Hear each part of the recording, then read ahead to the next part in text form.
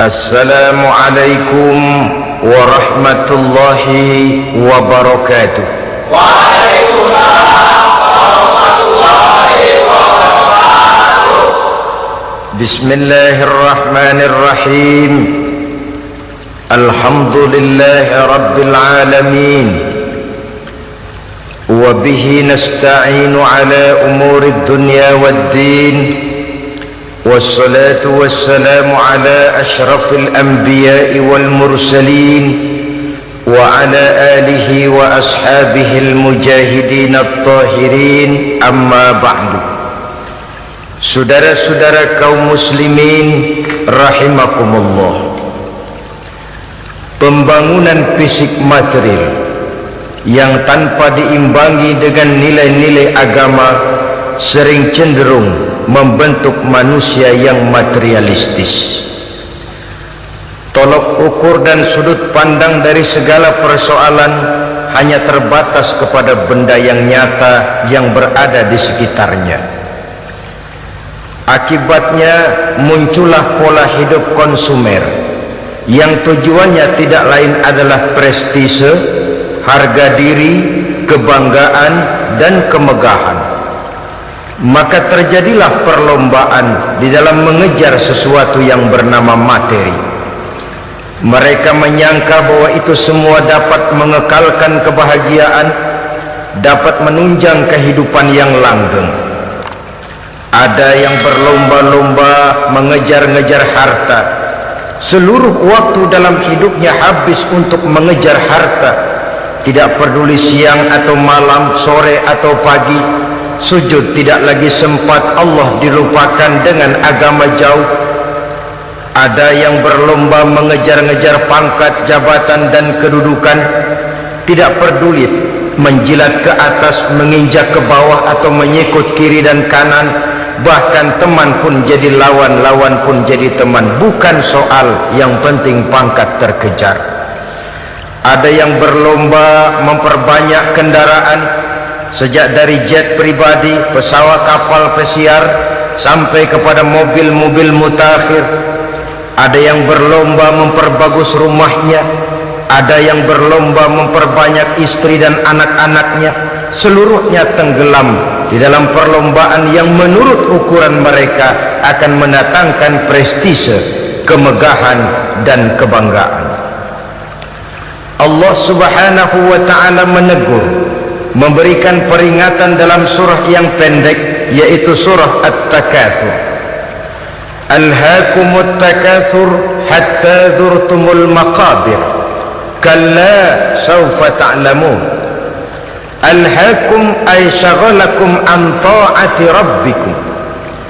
Kamu telah lalai daripada taat kepada Tuhanmu, dan yang menyebabkan kamu lalai itu tidak lain at-takatsur.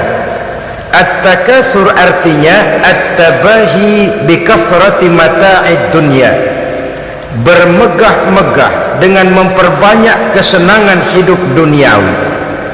Dengan kata lain, berlomba-lomba mengejar kemegahan duniawi telah menyebabkan kamu lalai daripada mengingat, daripada taat kepada Allah subhanahu wa ta'ala. Apabila orang cenderung materialistis, seluruh kegiatan hidup dikerahkan untuk berlomba memperbanyak materi, apa namanya harta benda, apa namanya rumah, apa namanya pangkat dan jabatan, maka dikala itu seseorang akan sangat mudah lalai daripada taat kepada Allah subhanahu wa ta'ala. Hilanglah kesadaran bahwa sesungguhnya apapun yang kita miliki dalam kehidupan dunia ini tidak lain hanya barang titipan sementara. Kita cari, kita kejar, tapi setelah kita dapatkan, jangan dia dijadikan tujuan. Jadikanlah dia sebagai alat. Apabila harta benda duniawi sudah dijadikan sebagai tujuan daripada kehidupan, maka sesungguhnya kita sudah terseret dalam satu siklus, satu lingkaran setan yang tidak akan pernah berujung. Sebab manusia dalam berhadapan dengan materi duniawi tidak akan pernah mengenal kata cukup, tidak akan pernah mengenal kata puas, dan tidak akan pernah bertemu dengan titik. Selalu koma, selalu kurang, selalu tidak ada cukupnya. Apalagi kalau bicara soal keenakan, kenikmatan, kesenangan, itu cuma sekedar sudut pandang saja. Saudara barangkali kalau menghayal akan berkata, alangkah enaknya jadi menteri, naik mobil empuk ber-AC kemana-mana disambut. Menteri juga barangkali akan berhayal seperti saudara, alangkah enaknya jadi rakyat biasa, bebas duduk angkat kaki di warteg tanpa ada yang mengamankan, tanpa harus terikat oleh protokol-protokolan, tanpa harus diatur ini dan itu. Jadi perbedaan cuma sudut pandang saja. Mungkin tukang bakso melihat tukang cukur itu enak, sebab kepala siapa saja bisa dipegang. Tapi barangkali juga tukang cukur melihat tukang bakso itu enak, dan begitulah selanjutnya. Keenakan cuma perbedaan sudut pandang. Saudara-saudara kaum muslimin rahimakumullah, oleh sebab itu agama memberikan kesadaran seluruh yang kita miliki, yang dititipi oleh Allah dalam kehidupan ini berupa materi keduniaan, hakikatnya adalah alat dan bukan sebagai tujuan. Apabila alat sudah kita jadikan tujuan, kita akan terjebak ke dalam satu perlombaan yang justru akan mencelakakan kita sendiri. Inilah yang saya maksud dengan sirkuit celaka. Perlombaan yang hanya membuat kita jerih, payah, keringat bercucuran, tenaga terkuras, tapi tidak akan pernah sampai ke garis finish. Karena memang tidak ada garis finishnya. Betapapun jauhnya satu perlombaan, dia mesti punya garis finish. Tapi kalau sudah at-takatsur, berlomba bermegah-megah diri, maka barangkali tidak akan pernah ada garis finishnya. Kita akan terseret dalam lingkaran setan, berputar di seputar itu tanpa tahu kapan berhenti dan di mana titiknya. Agamalah yang memberikan kesadaran. Alhaakumut takatsur, bermegah-megahan telah membuat kamu lalai daripada taat kepada Allah Tuhanmu. Semua sadar bahwa kita diciptakan tidak lain adalah untuk mengabdi kepada Allah. Nilai pengabdian ini sering lentur, nilai pengabdian ini sering luntur manakala kita sudah berlomba-lomba, bermegah-megah dengan materi kehidupan dunia. Islam jelas tidak menganjurkan penganutnya jadi orang miskin. Bahkan Imam Ali karramallahu wajhah pernah mengatakan, kemiskinan bisa menyebabkan kekufuran. Ayat yang pertama turun juga kita tahu, Iqra, baca olehmu. Kan seolah-olah Quran cuma tidak langsung saja bilang, hai orang Islam, kamu jangan jadi bodoh. Kebodohan menimbulkan kemiskinan, kemiskinan mendekatkan kita kepada kekufuran. Jadi miskin sama kufur tetangga. Artinya dalam kondisi miskin, kemudi hati itu mudah terombang-ambing. Oleh sebab itu sering kemiskinan umat Islam ini dimanfaatkan oleh orang-orang lain untuk menyebarkan agamanya. Padahal agama adalah soal keyakinan yang tidak mungkin ditunjang dengan supermi, ditunjang dengan beras, pakaian, obat-obatan, beasiswa. Agama adalah soal keyakinan.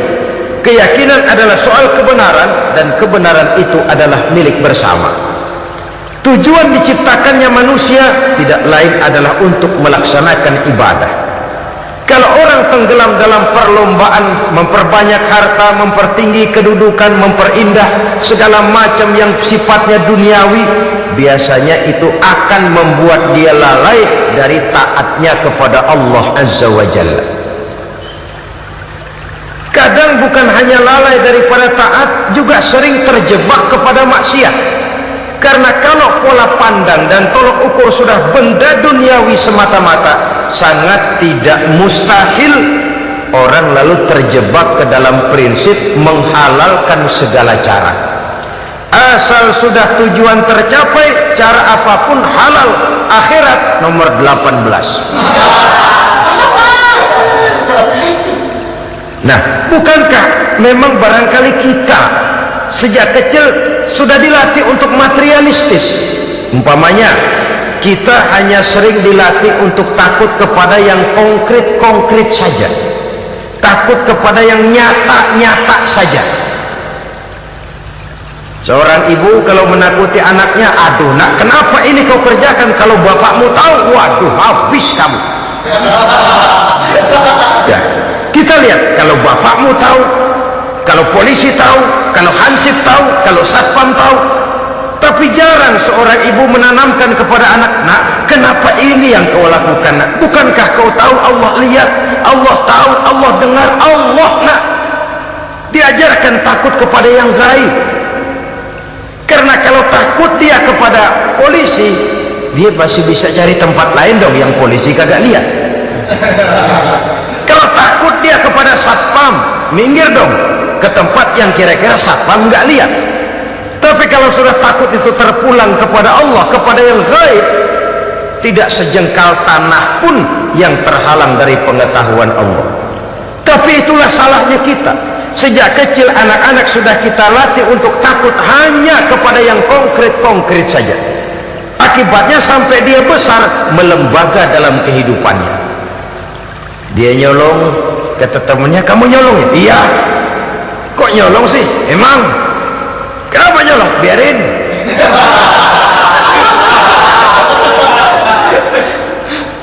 Kamu kan tahu Allah lihat? Tahu. Kenapa nyolong juga? Biarin. Asal orang jangan lihat, kalau Allah mah lihat, dia kagak ribut. Allah enggak ribut katanya. Nah, ini kan satu refleksi yang timbul daripada kenyataan. Jikalau orang hanya dijejali rasa takut kepada yang konkret-konkret saja, kepada yang zahir-zahir saja, yang akan tumbuh lalu mental kucing, sopan, tenang, kalem, ayem, nggelenggem. Kalau ada orang, sedikit orang meleng, kucing kelihatan watak aslinya. Saudara-saudara kaum muslimin rahimakumullah, oleh sebab itulah maka agama lewat surah yang kita bicarakan pada pertemuan ini memberikan peringatan. Kala, jangan begitu dong. Kamu boleh mencari dunia, silahkan cari harta yang banyak, cari pangkat yang tinggi, tapi jangan itu membuat kamu lalai daripada taat terhadap Allah subhanahu wa ta'ala. Jangan karena keinginan mendapat harta yang sebanyak-banyaknya lalu melakukan segala macam cara asal tujuan tercapai. Itu sudah membuat kita lalai. Jangan karena ingin mengejar kedudukan yang tinggi lalu jilat atas injak bawah, nggak mempan jilat, dukun dipakai.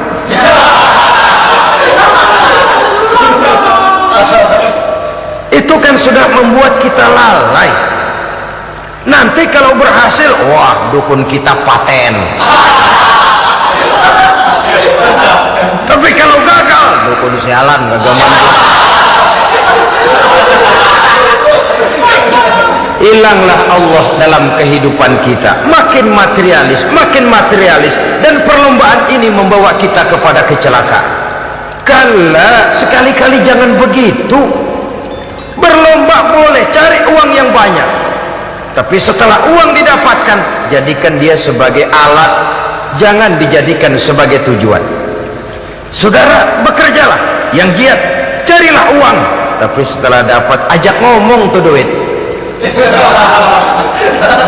Bagaimana ajak ngomongnya? Ini duit, setengah mati gue nyari lo duit tuh. Sore, pagi, siang, malam, peras keringat, banting tulang kaki, jadi kepala, kepala jadi kaki, nyariin elu duit. Sekarang kamu sudah saya dapatkan, kamu milik saya duit. Karena kamu milik saya, jadilah kamu budak saya. Jangan saya yang jadi budak kamu. Ini idealnya. Kamu harus jadi budak saya, jangan saya yang jadi budak kamu. Nyatanya kan ada orang nyari duit, setelah duitnya banyak dibudakin oleh duit. Dia sendiri tidak bisa merasakan kesenangan daripada duitnya, konon lagi orang lain. Mau ke pasar ngitung 16 kali. naik bajai 1000 itu kalau ratusan semua 1000 lembar, hitung-hitung mendingan jalan kaki. Jalan kaki tengah hari bolong panas, kan dimudahkan oleh uang.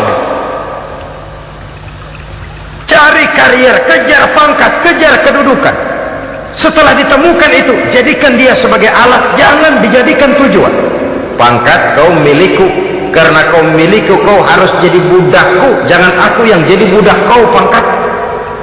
Suatu saat dia harus lepas dari kita, jiwa ini lapang. Kenapa? Dahulu pun ketika lahir ke dunia tidak ada pangkat yang kita sandang, dahulu pun ketika lahir ke dunia tidak ada harta yang kita bawa. Jadi harta itu, pangkat itu, kedudukan itu ada dalam hati, tapi tidak berurat dan berakar. Kalau dia berurat dan berakar dalam hati, berat misah sama harta itu, berat. Sekedar ngasih fakir miskin cepet juga berhitungnya 17 lembar.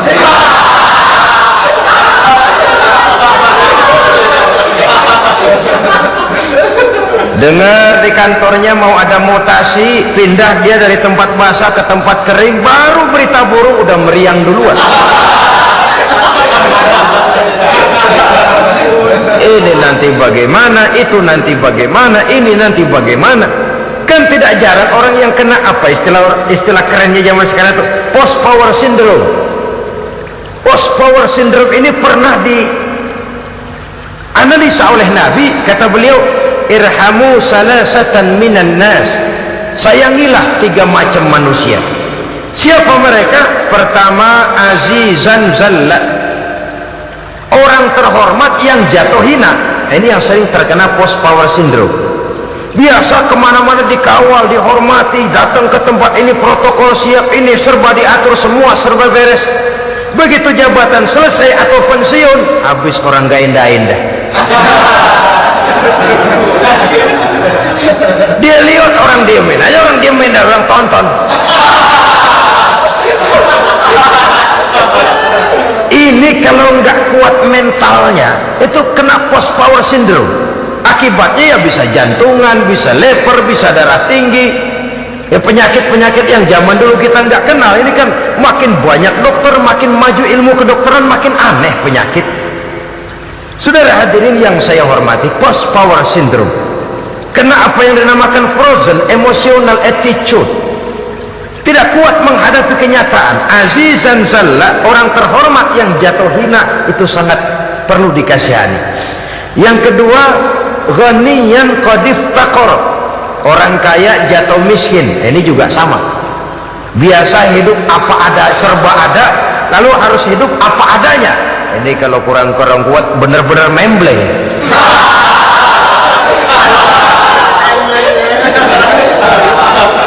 Kalau tidak kuat mentalnya, biasa hidup serba enak, serba nikmat, cuma kerjanya neken cek, main apa itu kredit card, macam-macam fasilitas dipunyai, tahu-tahu jatuh bangkrut, jatuh miskin.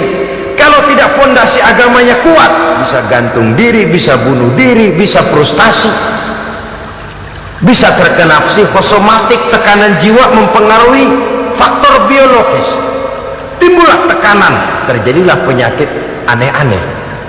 Al-ghaniyan qad iftaqara, orang kaya jatuh miskin, itu perlu dikasihani. Yang ketiga, wa faqihan yal'abu bihil juhal, ahli fikih tapi dipermainkan oleh orang-orang bodoh. Hanya kebetulan orang bodoh itu punya kekuasaan, hukum bisa dipesan.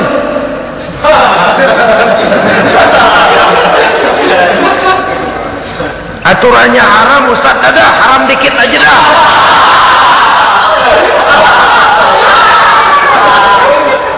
Sibuklah tuan fakih ini, ahli fikih ini mencari dalil kebet sana kebet sini supaya yang tadinya haram benar bisa jadi haram sedikit.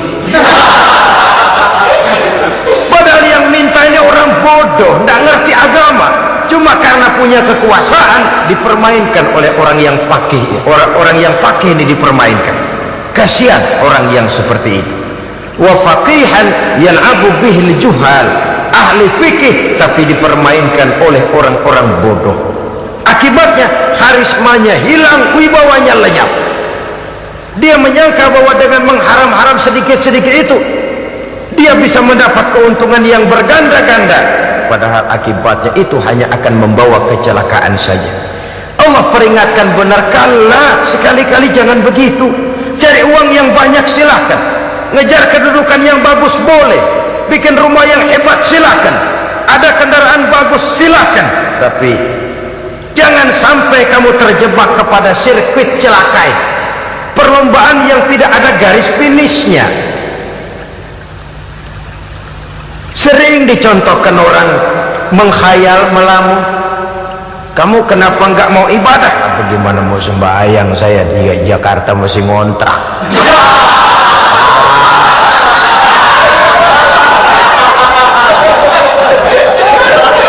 Bingung, tiap akhir tahun kontrakan habis. Kalau punya rumah sendiri walaupun kecil-kecilan, tenanglah saya ibadah. Baiklah, oleh Allah diberikan rezeki, bisa bikin rumah walaupun kecil-kecilan. Sudah punya rumah sendiri, belum juga ibadah, apalagi mulur lagi. Habis bagaimana mau sembahyang, rumah kecil banget, pinggir kali, asal hujan bocor ya.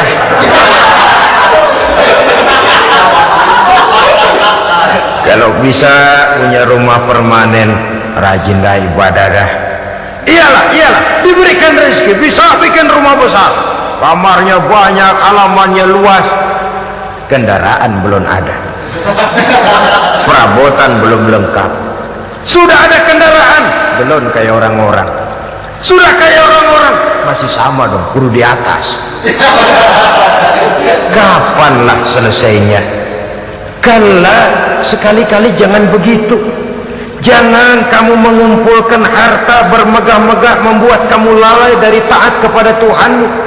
Engkau tinggalkan rukuk dan sujud, engkau jauh dari masjid, engkau kering dari kehidupan beragama.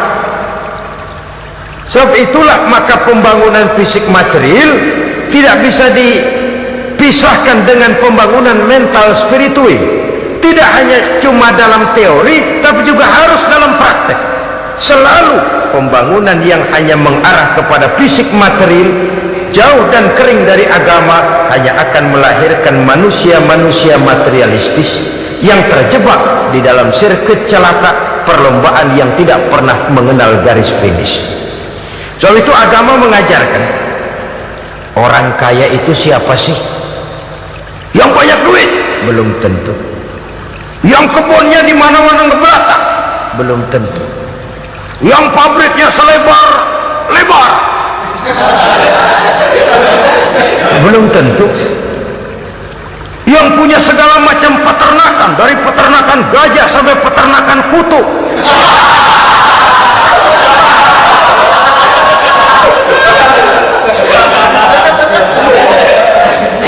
Belum tentu.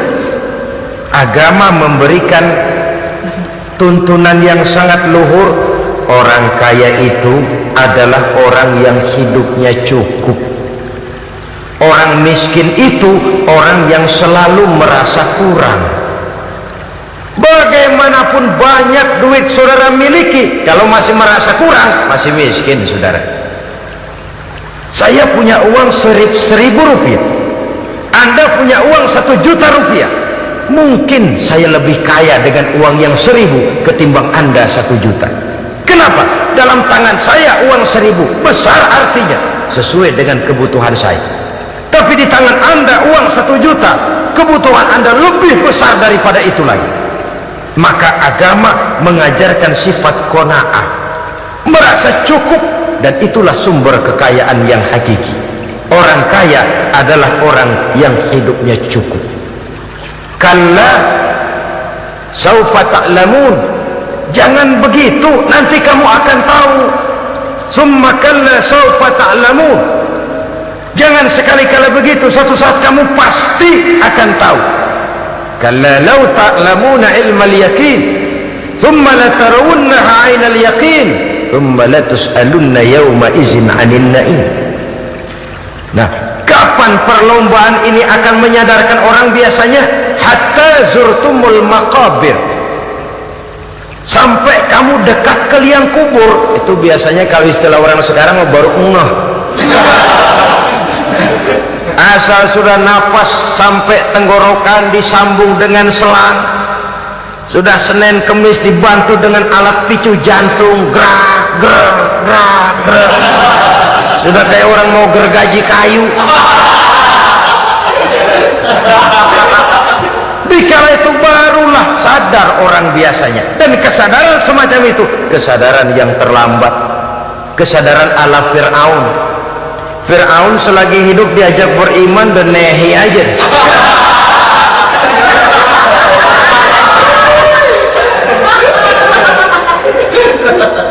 Tapi ketika dia tenggelam di lautan merah bersama seluruh tentaranya, dikala nafas hampir terputus, keluar ucapannya, amantu bi Rabbi Musa wa Harun.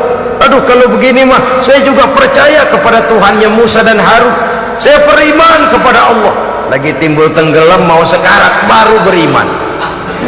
Hatta zurtumul maqabir. Kamu telah lalai dari sebab bermegah-megah sampai kamu masuk ke liang kubur, dekat ke liang kubur. Kalimat zurtum di sini menjelaskan bahwa kubur itu tidak selamanya. Zurtum itu dari kalimat zara ya zuru, berziarah. Orang berziarah kan sebentar. Ke kubur itu sama dengan berziarah kita di sini. Sebentar, tidak akan selamanya, tidak akan kekal dalam kubur. Bahwa kubur itu cuma satu halte dari sekian halte yang harus kita jalani. Hatta zurtumul maqabir ay mutum wa dufintum fil kubur, sampai kamu mati dikubumikan dalam kubur, barulah kamu sadar bahwa perlombaan itu hanya sia-sia, bahwa perlombaan itu tidak akan pernah mengenal garis finish, bahwa perlombaan itu akan membuat kamu celaka.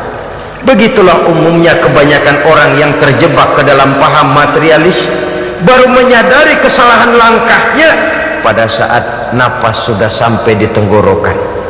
Ternyata uangnya yang miliaran rupiah tidak sanggup menyambung nafasnya. Ternyata kendaraan yang serba mewah berkilat tidak sanggup meneruskan kehidupannya. Ternyata pangkat jabatannya yang tinggi yang membuat dia menyebabkan temannya jadi lawan, lawannya jadi teman, tidak akan sanggup menghentikan sang malaikat maut. Kalau keadaan sudah begitu, baru sadarlah kita terlambat. Karena saat seperti itu akan dihadapi oleh setiap orang. Kala, jangan begitu. Sadarlah kamu bahwa kalau sudah dekat ke liang kubur kamu baru insaf, itu terlambat. Sebelum nafas sampai di tenggorokan, pintu taubat masih selalu terbuka. Tapi manakala nafas sudah sampai di tenggorokan, tertutuplah pintu taubat untuk orang yang bersangkutan. Oleh sebab itu, perlombaan dengan bermegah-megah terhadap materi duniawi, tolok ukur dan pandangan hidup yang terbatas kepada wujud benda semata-mata, memang sering menyebabkan orang lalai, sering menyebabkan orang lupa diri, tidak sadar tentang hakikat yang terpenting dari kehidupan ini, yaitu tentang dari mana dia datang, di mana dia sekarang, dan kemana dia akan pulang. Sungguh, ilmu pengetahuan tidak akan pernah mampu menjawab persoalan ini. Sungguh, filsafat juga tidak berdaya menghadapi pertanyaan seperti ini. Hanya agama yang mampu memberikan kepastian batin tentang hakikat dari mana kita datang, di mana kita sekarang, dan kemana kita akan pulang. Makin kita renungi pertanyaan ini, makin kita menemukan diri sendiri, dan makin kita menemukan mengenal diri sendiri, kita akan semakin mengenal Allah Subhanahu wa ta'ala. Semakin kita mengenal Allah, maka akan semakin terpanggil kita untuk dekat dengannya, mentaati segala perintahnya, dan berupaya menjauhi segala yang dilarangnya. Dengan demikian selamatlah kita dari satu perlombaan yang hanya akan menyeret kita kepada menghalalkan segala cara, jauh dari agama, jauh dari Allah, bahkan jauh dari sesama manusia. Karena umumnya perlombaan seperti ini akan cenderung melahirkan manusia yang egois. Muslimin rahimakumullah. Lebih jauh, mari kita mengikuti peringatan Allah dalam surah Al-Munafiqun ayat 9. Di sini Allah Subhanahu wa taala mengingatkan, A'udzu billahi minasy syaithanir rajim. Ya ayyuhalladzina amanu la tulhikum amwalukum wala auladukum an dzikrillah wa may yaf'al dzalika fa ulaika humul khasirun. Hai orang-orang yang beriman, jangan sampai hartamu dan anak-anakmu melalaikan kamu daripada mengingat Allah. Wa may yaf'al dzalik, barang siapa yang melakukan hal seperti itu, fa ulaika humul khasirun, maka merekalah sesungguhnya orang-orang yang merugi. Rugi dunia, rugi akhirat. Disebutkan di sini dua hal yang sering menyebabkan kita jadi lalai. Amwal dan aulad, harta dan anak-anak, materi dan keluarga. Perlombaan di dalam mengumpulkan materi sering menyebabkan kita menjadi lalai. Begitu juga amanah berupa anak, sering kita lalaikan atau sering membuat juga kita menjadi lalai. Kita lalaikan dalam arti bahwa keduanya, baik harta baik anak, merupakan amanah dari Allah. Setiap orang tua akan dimintakan pertanggungan jawab.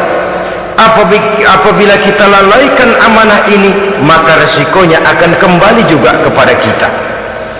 Tapi satu hal yang jelas dalam ayat 9 surah Al-Munafiqun ini, bahwa perlombaan memperbanyak harta dan anak-anak yang masuk dalam kelompok at-takatsur itu tadi akan menyebabkan orang khasirun, termasuk ke dalam kelompok orang-orang yang rugi. Perlombaan yang hanya akan membawa kerugian semata-mata. Kemudian di dalam satu hadis, Rasulullah sallallahu alaihi wasallam memberikan peringatan. Beliau bersabda, "Iza azamat ummati dinaran wa dirhaman, nuzi'at minha haibatul Islam, wa iza tasabat ummati saqatat min ainillah, wa iza turikatil amru bil ma'rufi wan nahyu 'anil munkari hurimat 'alaihim barakatul wahyi." Ada tiga hal yang kalau kita kerjakan akan menimbulkan tiga macam akibat di dalam hadis ini. Pertama, iza azamat ummati dinaran wa dirhaman, apabila umatku sudah mengagung-agungkan dinar dan dirham. Artinya kalau umatku sudah jatuh menjadi umat yang materialistis, segalanya diukur dari dinar dan dirham. Dinar dan dirham ini kalau bahasa Inggrisnya dokat.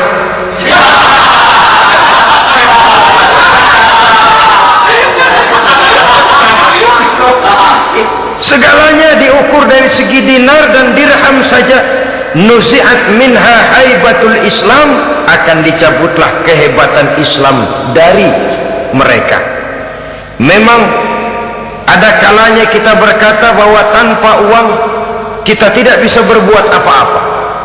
Tapi kalau itu dijadikan landasan dari segala sesuatu, itu yang dijadikan ukuran, itu yang dijadikan tujuan, kita hakikatnya sudah gagal sebelum melangkah. Apapun saja profesi kita, apabila sudah menjadi pendewa dinar dan dirham, akan hilanglah kehebatan Islam, akan dicabut kehebatan Islam itu.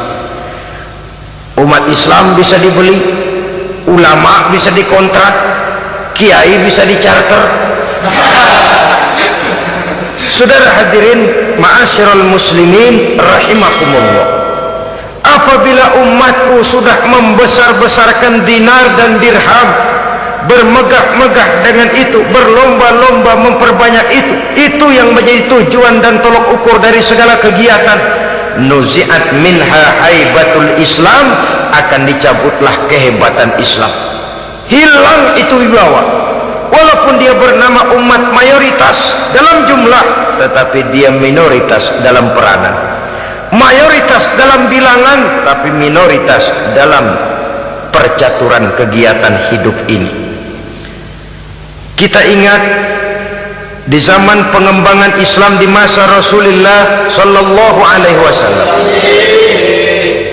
mereka berlomba-lomba mengorbankan dinar dan dirhamnya untuk kepentingan agama, bukan mengorbankan kepentingan agama untuk mencari dinar dan dirham.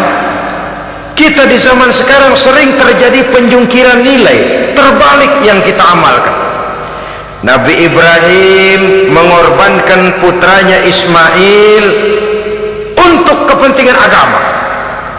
Kita sering sekarang ini mengorbankan kepentingan agama untuk anak-anak kita. Dulu anaknya yang dikorbankan buat agama, sekarang agamanya dikorbankan buat anak. Dulu dinar dan dirham dibelanjakan untuk menopang agama, sekarang agama dijadikan alat untuk mencari dinar dan dirham. Saudara-saudara kaum muslimin rahimakumullah, memang apabila dinar dan dirham digunakan untuk penyangga perjuangan, itulah idealnya. Saya katakan tadi, dinar, dirham, uang, dunia cuma sekedar alat, bukan sekedar tujuan. Kita memerlukan alat ini. Membangun pesantren tidak cukup dengan semangat, membangun rumah sakit Islam tidak cukup dengan pidato, membangun masjid tidak cukup dengan semangat menggebu-gebu. Kita perlu semen, kita perlu pasir, kita perlu batu kali, kita perlu besi, dan itu semua beli. Tidak turun dari langit seperti turunnya embun di waktu pagi. Tidak mungkin rumah sakit Islam muncul ke permukaan hanya dengan simsalabim abracadabra.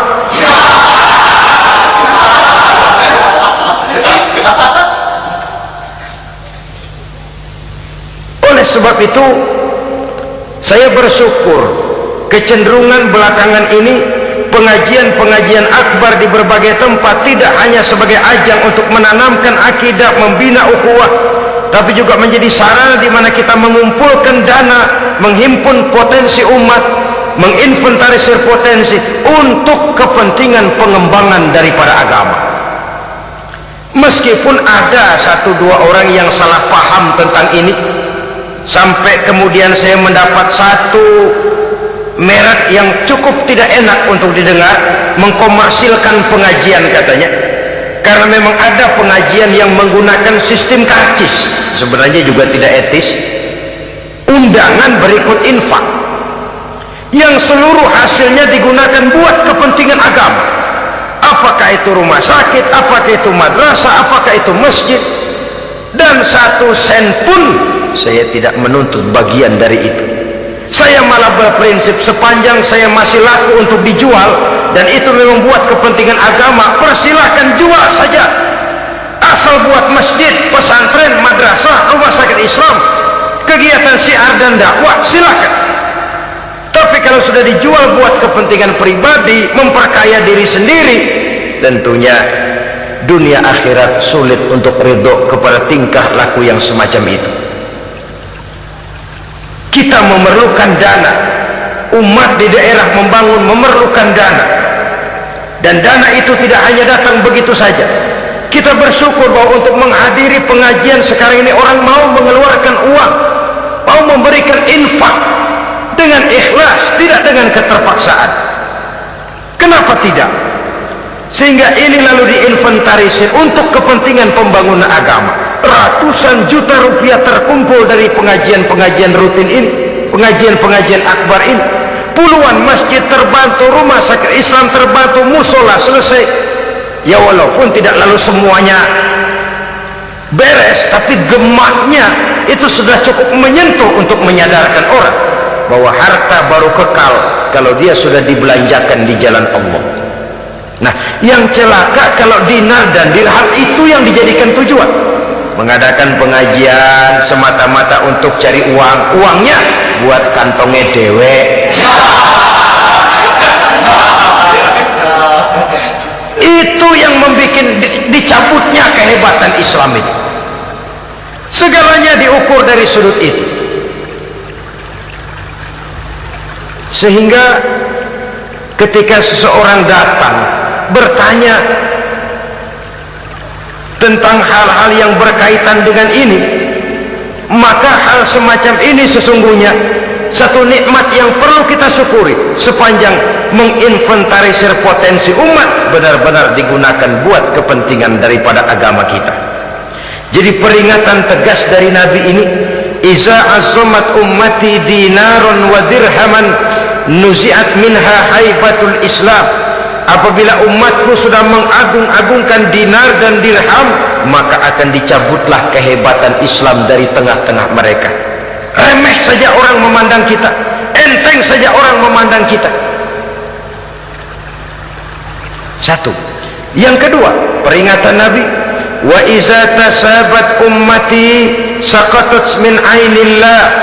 Apabila umatku sudah saling mencaci maki, apabila umatku sudah saling berbantah-bantahan, saqatat min ainillah, jatuhlah mereka dalam pandangan Allah. Kalau sesama umat ini sudah saling menjelekkan, apakah yang menjelekkan itu lebih bagus dari yang dijelekkan di hadapan Allah? Dua-duanya sama rendahnya. Pribadi saya mungkin puas kalau saya bisa menghantam saudara di depan umum, menjelek-jelekkan nama saudara. Tapi lebih baikkah saya dalam pandangan Allah? Sama rendahnya dengan orang yang saya jelekkan. Itu pun kalau yang dijelekkan benar-benar jelek. Kalau cuma sekedar fitnah, wah, lebih celaka lagi nasib si orang itu tadi. Ini artinya menyadarkan kita bahwa umat ini sudah diikat dengan akidah. Beraneka ragam kita, tapi harus ada kebersamaan.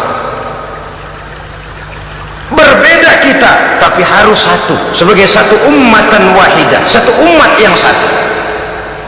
Oleh sebab itu, persamaannya lah yang harus kita angkat ke permukaan, bukan perbedaannya yang kita perbesar. Sudah datang waktunya umat Islam bangun dari tidurnya, jangan lagi dibuai oleh irama mayoritas. Sudah lewat masanya kita bertengkar karena persoalan-persoalan kecil yang tidak prinsip. Sudah datang waktunya umat Islam bersatu, menyusun saf yang lebih lurus, oleh karena ia dihadapkan kepada tantangan-tantangan yang tidak semakin ringan. Kalau kita bertengkar dengan kita, kalau kita saling mencaci sesama kita, bukankah Yahudi tepuk tangan? Bukankah Nasrani menari-nari? Bukankah pihak ketiga akan menangguk di air keruh? Dan kerugian akan terpulang kepada kita semua. Tapi inilah realita, bahwa yang kita hadapi ini sesungguhnya musuh kita di luar kita, bukan di dalam kita. Apakah itu kemiskinan, kebodohan, maksiat, munkarat, ketidakadilan, kezaliman, kesewenang-wenangan, dan lain sebagainya. Yang musuh jadikan musuh, yang teman mari kita rangkul. Jangan terbalik, teman dimusuhi, musuh malah dirangkul. Maka berpesta poralah musuh-musuh Islam ini. Saudara-saudara kaum muslimin rahimakumullah, Nabi memperingatkan dengan tegas, wa iza tasabat ummati saqatat min ainillah. Jikalau umatku sudah saling mencaci maki, sudah saling berbantah-bantahan, jatuhlah mereka dalam pandangan Allah. Satu ayat menjelaskan, jangan sebagian kamu meremehkan, yaskhar, mengecilkan, menganggap enteng orang lain.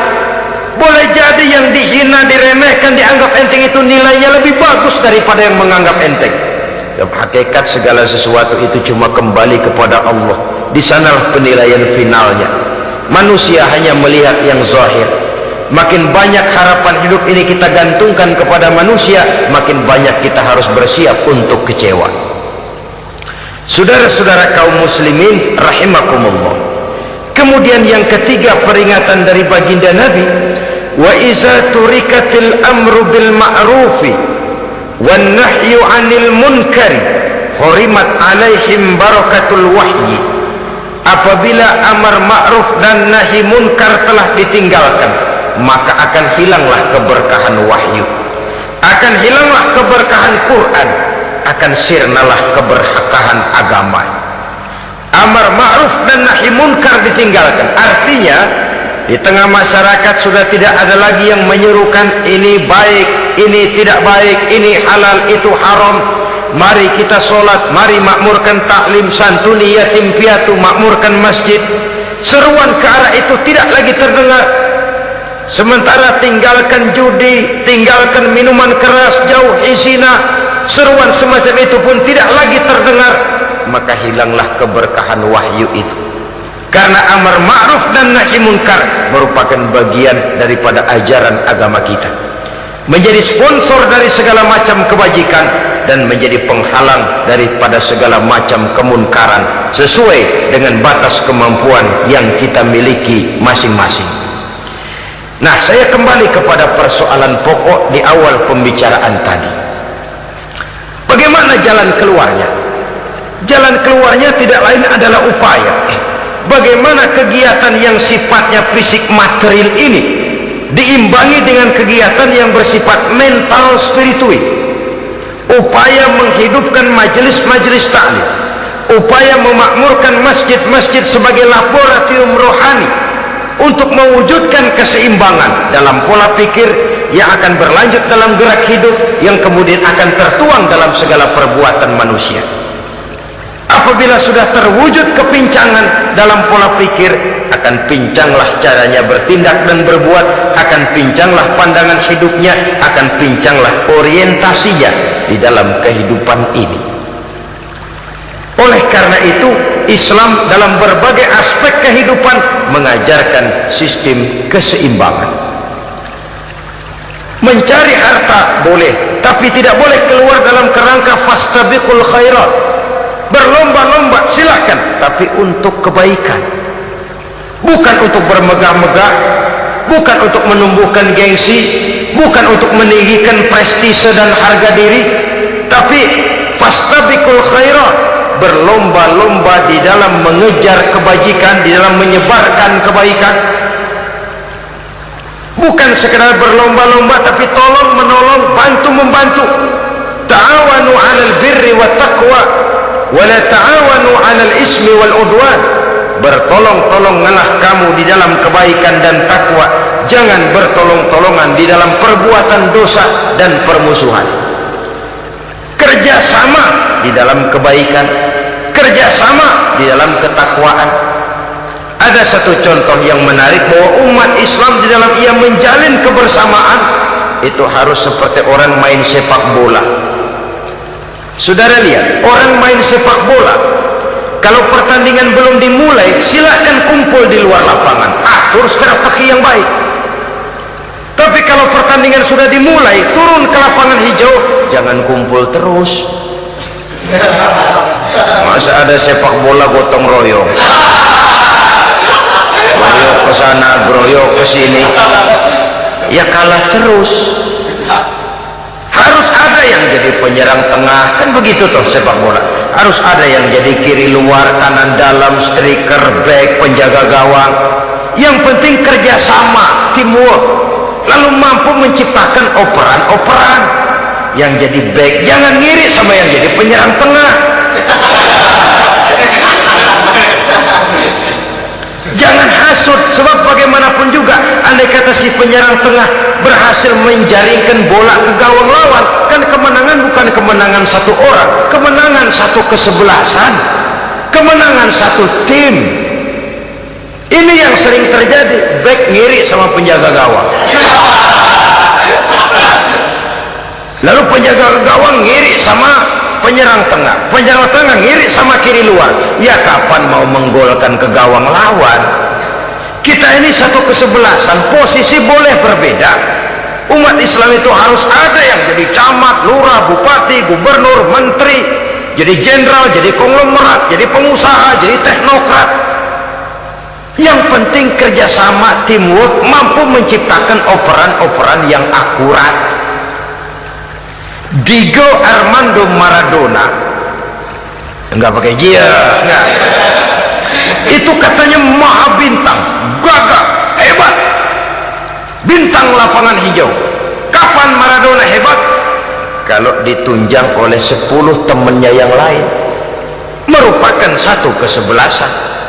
Bagaimanapun hebatnya Diego Armando Maradona, kalau dia sendirian lawan satu kesebelasan, remek.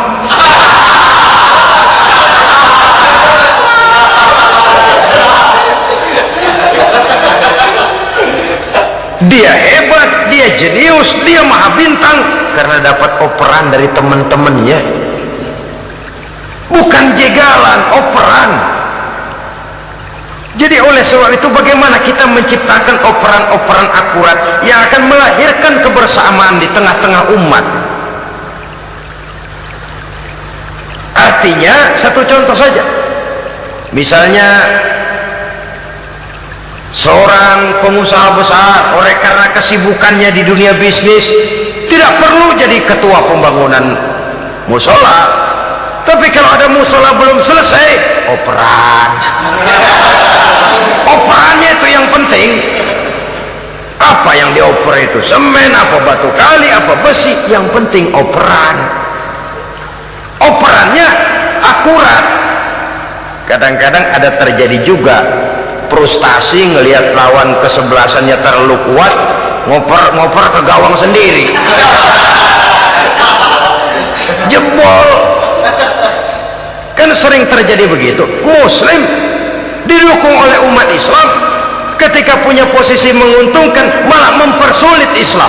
Ini kan ngoper ke gawang sendiri, bunuh diri namanya. Boro-boro jebolin gawang lawan, asal jangan bunuh diri juga lumayan. Jadi kalau saja kita mampu menciptakan kebersamaan seperti ini, baju boleh berbeda, seorang muslim boleh dibungkus baju ABRI, boleh dibungkus baju dokter, boleh dibungkus baju teknokrat, boleh dibungkus baju konglomerat, sekedar baju. Tapi kalau terbukalah baju itu, kelihatan dadanya, terbersit nilai imannya, meresap sampai ke tulang sumsumnya, dan pada saat Islam dikutik-kutik akan timbul kecintaannya, akan timbul, saya muslim dan saya bangga dengan Islam saya muslim dan saya mau berbuat untuk Islam saya muslim dan saya siap mati untuk Islam saya. Dengan baju apapun dia terbungkus, kalau roh, jiwa dan semangat semacam ini tertanam, saya yakin kita umat Islam akan mampu berbuat lebih banyak dengan mewujudkan operan-operan akurat yang sangat diharapkan oleh umat itu tadi. Oleh sebab itu, saudara-saudara kaum muslimin rahimakumullah, baju boleh berbeda, bendera boleh beraneka warna, tapi jikalau bernama muslim, persamaannya yang dicari, jangan perbedaannya yang diperbesar. Nilai persaudaraan yang diikat dengan akidah semacam inilah yang banyak dicari orang, yang banyak menyebabkan orang masuk Islam. Di mana masjid kelihatan benar sebagai simbol kehidupan demokrasi dalam menciptakan ukhuwah, wawasan ukhuwah ini.